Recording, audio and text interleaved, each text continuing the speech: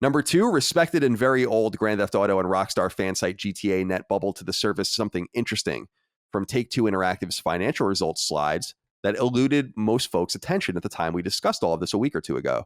In a slide entitled Pipeline Details as of May 18th, 2021, Take-Two, the publishing arm which owns Rockstar, as well as 2K Games, 2K Sports Private Division, and other imprints, outlines 3 unannounced games under the column New Iterations of previously released titles. This has naturally set the rumor mill on fire, especially because GTA Net notes that Take-Two defines, quote, new iterations of previously released titles as ports and remastered titles. Sequels would not fall into this category, end quote. Now, Take-Two owns a ton of IP outside of Rockstar, but everyone's mind has gone to Rockstar. Grand Theft Auto 4 and its beloved expansions could be one target. GTA 3, Vice City, and San Andreas could be 3 more, though they are already available to play natively on PlayStation 4. Manhunt, Bully, and State of Emergency also come to mind when we think of Rockstar. Outside of Rockstar, Take-Two owns Mafia, which has seen all of its games all re-released, as well as BioShock, which has experienced the same. Borderlands is likewise playable across platforms thanks to re-releases and backwards compatibility, while the likes of XCOM and Civilization remain more PC-focused. Lesser-known possibilities include 2011's Duke Nukem Forever, 2012's Spec Ops: The Line, and the 2007 FPS The Darkness, and its 2012 sequel, all also owned by 2K. But over on Kotaku, a story has been written. It says, in part, quote, after months of rumor and speculation, Kotaku has learned from sources that Rockstar Games may be remastering 3 classic Grand Theft Auto games. Currently, it appears these games will be released later this fall for a multitude of platforms, including the portable Nintendo Switch. And so sources on Twitter have gone on to say that it's coming to PlayStation.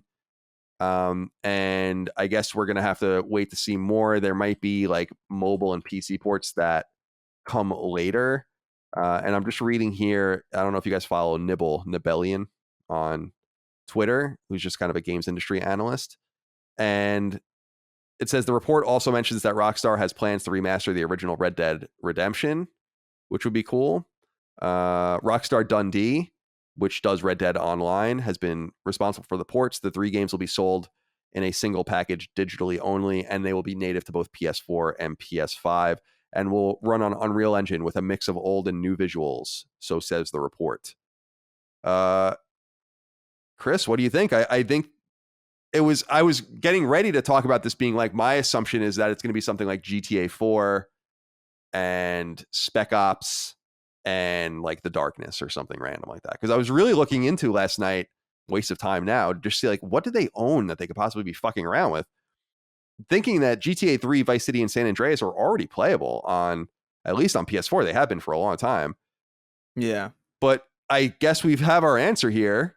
So what do you think about these remastered Grand Theft Auto games coming to PlayStation 4, PlayStation 5, and elsewhere?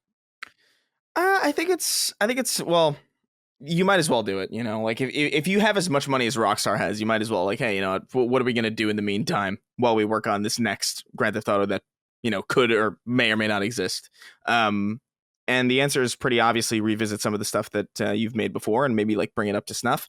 I think those games, it's been a while since I've played those old games, so I'm not sure if it's one of those situations where they're remastering a game that's unnecessary to remaster, where like you could probably just port them directly and they would still be just as fun. Although I would imagine Vice City would, you know, that would be an awesome game to see remastered, I think. But I think it's awesome. I think this is cool. Like I really like those old games. I never actually got a chance to play through them because I only ever played them at like cousins' houses because my parents wouldn't let me get it. It was like, oh, you could play whatever the hell you want. You could go to Iraq in a fictional war setting and shoot people in you know, in the Middle East, but you can't steal a car from a hooker.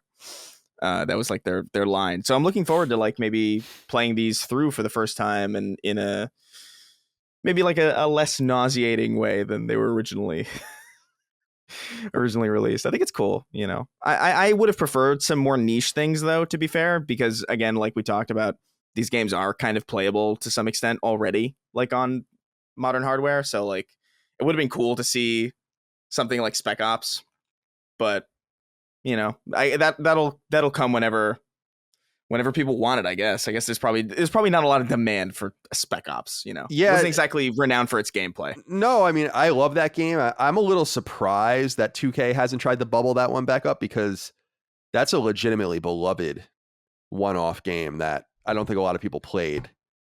And so when I was going through, I was like, well, what could it be? Like, the Mafia games have all been re-released and so on and so forth. GTA 3 came out, obviously 2001, Vice City 2002, San Andreas 2004, all on PS2. They came later to other platforms. I am a little surprised that they're doing this, actually, because they don't seem to give a fuck about anything with the old single player like Grand Theft Auto games. So this gets me excited for multiple reasons. Number one is they must be willing to re-release GTA 4 and the DLC packs, you know, Ballad of Gay Tony and The Lost and the Damned at some point, which would be really cool. They're obviously going to do the same thing because they say in the report that they're going to do this for Red Dead Redemption. Red Dead Redemption is newer than Grand Theft Auto 4. So it would be interesting for them to revisit that. And I had went back and played GTA 3 again, not all the way through, but a few years ago on PS4. And it's tough, man. Like, it's really tough to go back and play. Like, even, and I remember when it moved off the face buttons, me getting really mad, and now I'm just so used to it. But the gas is on the X button, right? And I remember when it finally went to the triggers, I was like, no, I want it on the X button. And then now that's just how we roll. So it's just similar to Metal Gear Solid 2, which I'm having a very difficult time playing right now on Vita for a knockback. It's just so hard to go back and play some of these old games. And so this is kind of serendipitous because it renews them, right? And we don't have to deal with a stiff camera and all the rest that those games are known for. And it makes some of those older classics a little bit more approachable to some people who might not be affected by the charm of those. You know, like, because I feel like we might find some of that stuff charming because we like experienced them when they were new and like maybe have nostalgia for them. But like somebody who has never played GTA Vice City is not going to find the clunky controls charming. You know, they're going to be like, this sucks. I don't want to play this. But I will say though, I would have preferred a Grand Theft Auto 4 port, or like a Grand Theft Auto 4 remaster or something like that, because that's the only game that's not really playable on modern hardware right now. Like, because those old games have been ported to PlayStation 4. I'm pretty sure that Grand Theft Auto 4 is still locked on PS3. There's no way to play that on PS4, as far as I'm aware. I haven't seen it on the store. There is no port. So that's the one thing that kind of bothers me. It was like, I wish they would have went with that first, because I think that's the one that is just conspicuously missing, you know, as far as like modern GTA goes. But hopefully that happens eventually, because I actually have a really big soft spot for GTA 4. The Euphoria engine that they used for that game is hilarious, and the physics were just so fun to mess around with. So I don't know, man. I hope and that start screen too. That start screen music is so, oh god. I love the pause game. Like the map screen for Ballad of Gay Tony, especially. I'm a huge fan of. It's like this. It's almost like synthy, I don't know, background track. Yeah. Really, really looking forward to those games coming hopefully this fall. It doesn't seem like they will go unplayed this fall because there's a lot of openings. And I assume also, and that's what I was saying earlier with GTA 5 coming this fall, got to imagine maybe this is going to be some sort of pre-order bonus or something for those that pre-order that game. I mean, I have no idea. Dustin, where is your mind at on the Grand Theft Auto?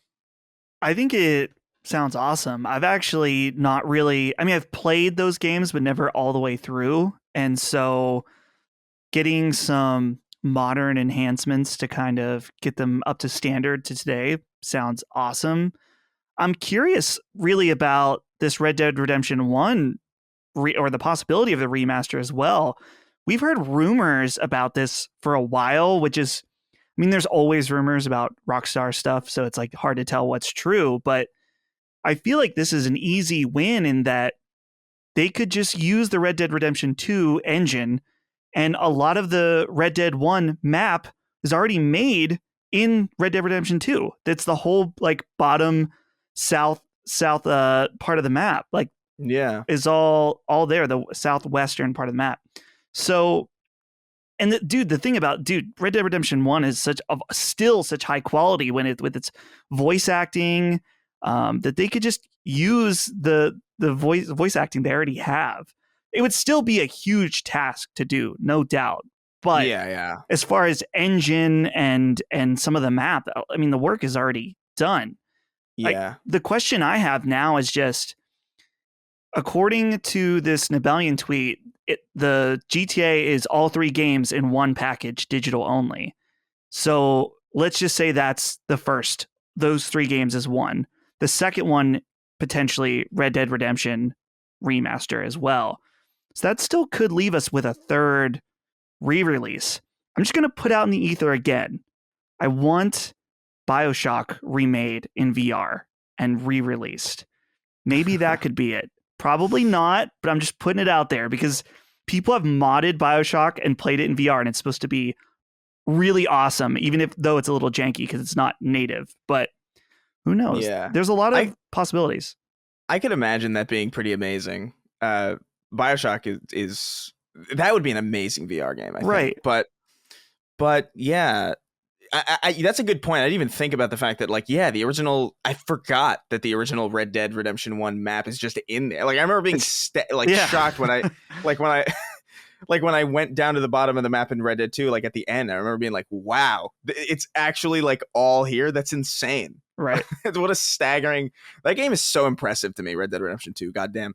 But I will say, like, I feel like Red Dead Redemption 1 doesn't need a remaster as much as like some of the other, like Red Dead Redemption 1, especially over on Series, or not Series X, but like the Xbox side of the ecosystem, that runs in like 64K, and like, you know, it's up-res, and it plays really well. Like, it's still a very, very good looking game, like, I would argue, like, even to this day, even if it does look like a very much like a game of that era, mostly due to, you know, just the way lighting worked in that entire generation. But that would be really cool. Yeah, a lot of the work is already done. They've got a really good head start if they wanted to even do something like that. So, and it could probably just be, I wonder what the logistics of just adding that to Red Dead 2 would be. Right. You know? It's like a sub campaign. We'll see.